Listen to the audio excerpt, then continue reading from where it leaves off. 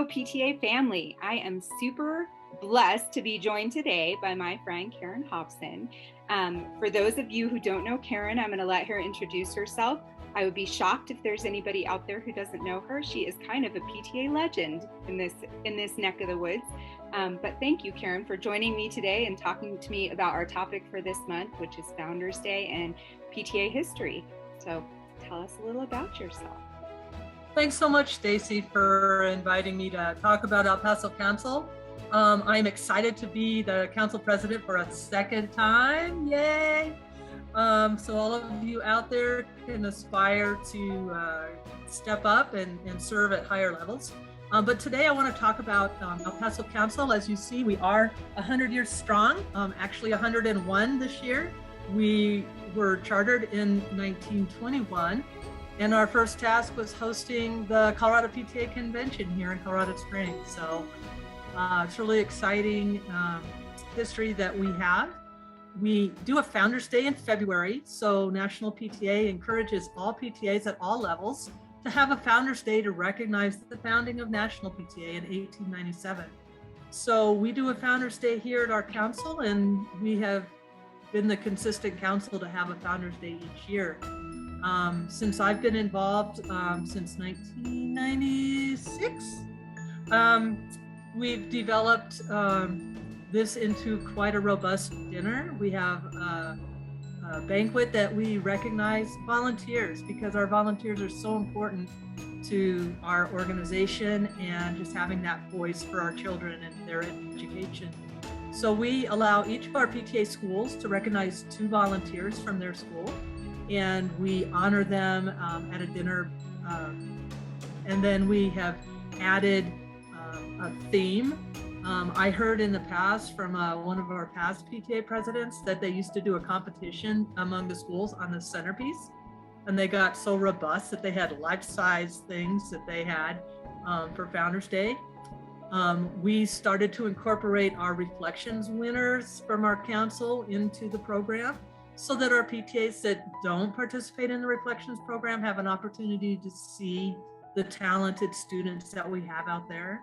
We invite a student group to perform, either singing or an orchestra or a band, to start us off for the evening. So we've really evolved our dinner and our founding celebration here in El Paso Council. So unfortunately with COVID, we weren't able to actually celebrate our 100 years last year in February, but we did celebrate in August. We had a little picnic gathering. We purchased little free libraries. We got 2 that we purchased in honor of our 100 years, and we had book donations to help fill those. We'll get pictures of those on our website soon. And that's kind of about us. Yeah, I think that's amazing. And it's been really awesome to be a part of watching the evolution of Founders Day over the year. What would you say is your participation? What does that look like? Do you have good participation? Do you struggle to get people to nominate volunteers? So really, I think our PTAs are excited to be able to honor. A lot of times they're like, can we only recognize 2? Because they have so many people that they would like to recognize. We do have to limit it because of time, but I think at least half of our PTAs have participated. And once they come for one, then they are always asking, when's the next one? When can we, look forward to recognizing our volunteers? A lot of times a principal will come as well, or they'll get a whole table from their school. And so just the excitement in the room is just pretty awesome. Yeah. I will say too, a few years ago, we actually had donations towards Colorado PTA purchased a brick at National PTA headquarters. And so El Paso Council helped with donations and donated that to Colorado PTA so that Colorado PTA could be recognized at National in their courtyards. That was exciting. I think that's awesome.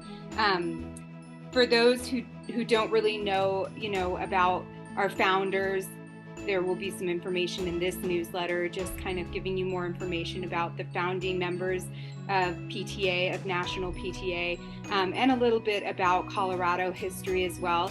I think El Paso Council's done a great job modeling what we could all consider doing, which is just to celebrate our roots, where we come from, where we originated.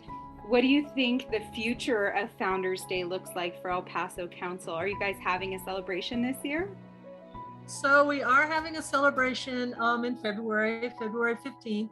Unfortunately, it will be virtual just because we didn't know where this pandemic would be in February and we weren't going to take any chances. So it'll be virtual. We'll recognize volunteers and hope to get back in person in 2023 to celebrate 102 years. It's awesome. If there is anybody out there who really likes planning and organizing events, are you guys ever looking for help with stuff like this? Absolutely. You know, PTA will take whatever volunteers we can get. And so if that is your forte, please get a hold of me and we'll just make this a great celebration. And if someone's not a member of El Paso Council or one of your units, but they wanted to attend to just kind of see what your celebration looks like, is that something you would be open to with it being virtual this year? Or how would they RSVP for that or find out more information?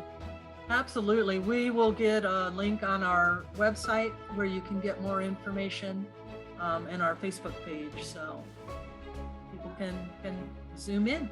Good.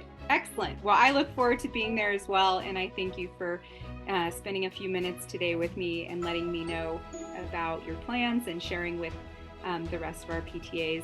It's such a monumental event and something that I hope in the future we see more and more people celebrate.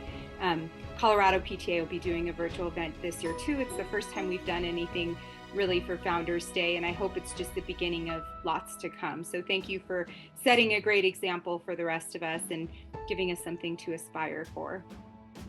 Absolutely. Thanks, Stacy. Yeah, have a good rest of your day. You too.